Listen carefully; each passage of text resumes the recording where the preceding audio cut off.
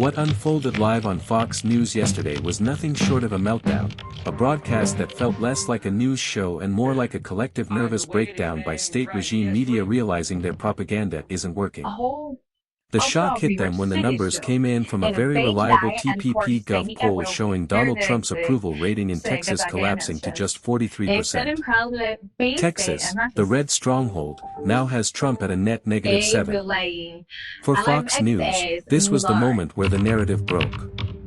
Add to that the latest results out of Virginia, where Democrat Waylon Shaw overperformed by 16 points compared to 2024 numbers, and suddenly the math becomes undeniable. Democrats are overperforming across special elections by +13, something we have not seen in recent history, and Fox hosts were visibly rattled. The mask slipped. You could see it in Jesse Watters, who tried desperately to spin a failing economy narrative, even floating the idea that Trump should just bring in corporate executives, order them to slash prices, and trick Americans into liking him again. Watters literally described central planning in the private sector like some dictator demanding loyalty. Listen to the desperation in his tone. Prices are still too high, so why not fix it with a meeting of billionaires and CEOs to save the dear leader? Then comes the delusion stacked on top of the panic. Trump's former press secretary Kayleigh McEnany, now Fox propagandist in residence, tried to brush it off by claiming Trump has ignited the economy with tax cuts and deregulation, spouting talking points about a GDP growth of 3.3% and billions pouring in. But as they were saying this, reality told another story. Voters aren't buying it. Prices remain high, and the narrative crumbles. The more Fox repeats these hollow claims, the more their panic shows. You could hear it in their voices, see it in the way they clung to slogans about communist New York versus a thriving America. It wasn't reporting, it was coping. And then the excuses turned bizarre. MAGA Congressman Van Orton appeared on Fox with one of the most ridiculous claims you could imagine, declaring that the Epstein birthday card with Trump's signature from 2003 must be a forgery. According to him, the Epstein estate planned this 20 years ago, planting a fake Trump birthday message in order to frame him decades later. The mental gymnastics here are staggering. A simple card, which looks like every other Trump signature, suddenly becomes a deep state conspiracy planted 2 decades in advance. That's the level of desperation. And yet, if you look at it honestly, of all Trump's Epstein connections, that card is the least incriminating compared to Mar-a-Lago being an actual hub for sex trafficking recruitment, an undisputed fact in court filings. Trump even admitted she was stolen, about a victim trafficked from his own resort. So the meltdown over a birthday card only highlights how damaging the rest of the evidence must be.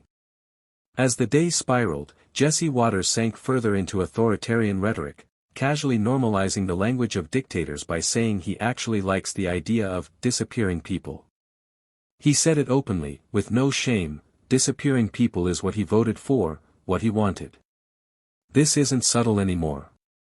This is language you expect to hear in the history books about Nazi Germany or Stalin's Russia, not primetime American television. Yet here it was, broadcast live, cheered on by the Trump regime faithful. Even Republican Senator Rand Paul, who usually stays close to the MAGA line, couldn't stomach some of the propaganda. When Fox's Will Cain suggested the U.S. military should blow up fishing boats off Venezuela simply because they might contain drugs, Paul pushed back. He reminded viewers that cocaine trafficking isn't punishable by death in the United States, that the small boats didn't even have the fuel range to make it to America, and that there might be innocent people on board. But Fox wasn't interested in nuance or legality.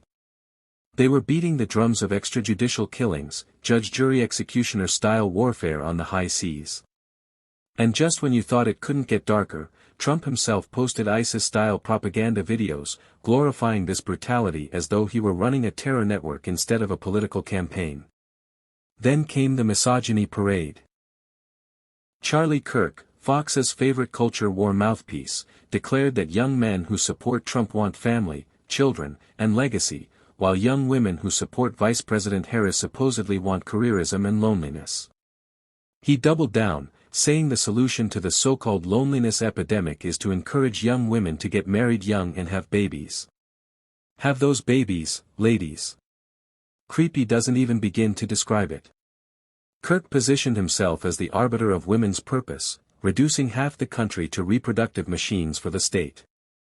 This is not subtle. This is regime media laying out a worldview straight out of dystopian fiction, packaged as wholesome advice. And the creepiness didn't stop there. J.D. Vance, Trump's loyal soldier, went on Lara Trump's Fox platform to bizarrely suggest that it wouldn't surprise him if Donald Trump had secretly been a Marine. Stealing valor for a man who dodged the draft 5 times with fake bone spur notes. That's where the fantasy has reached. They are rewriting history in real time, selling the image of a military leader to mask the reality of cowardice. It's performance over truth, propaganda over fact. Louisiana Senator John Kennedy added his own gross contribution by saying on Fox that while he doesn't hate anyone, Alexandria Ocasio-Cortez is young, attractive, and ethnic. Imagine reducing a sitting congresswoman to a checklist of stereotypes, dismissing her as shallow while describing her physical traits on national TV. That's what passes for commentary in the MAGA media ecosystem: sexism, racism, and objectification disguised as analysis. Laura Ingraham then took the stage with Stephen Miller's wife, Katie, who declared proudly that the Millers are working hard to have more children, to repopulate the country. Presented as wholesome family values, what it really is an echo of demographic panic, thinly veiled replacement theory dressed up as lifestyle commentary. The Millers will single-handedly make up for declining fertility, she said, as if it were a patriotic duty to produce more children for the conservative movement. Creepy, dystopian, and utterly telling. Meanwhile, as actual global crises unfolded, like Russia sending drones into Poland's airspace, Fox cut away to cover Donald Trump eating seafood in Washington, D.C., only to get booed loudly inside and outside the restaurant. For regime media, Trump's dinner took precedence over international security and NATO's red lines. They turned booze into a spin job, claiming Trump proved the city was safe simply by walking into a restaurant. It's absurd, yet it's what their viewers were fed as news. By the time New York Governor Cuomo fired back at J.D. Vance, calling him "couch boy," and mocking his legal degree as if it came from Chuck E. Cheese, the entire day had devolved into a circus.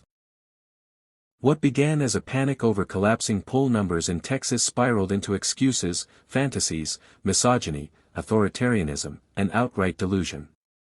Fox News exposed itself in real time as a propaganda machine that can no longer control the narrative. What we saw wasn't news. It was a performance of denial, a live broadcast of a movement realizing the tide is turning against it. Democrats are surging in special elections, Trump's approval is collapsing even in Texas, and the propaganda isn't landing the way it used to. The more desperate Fox gets, the more obvious it becomes. And that's the real story: state regime media in meltdown because reality finally broke through.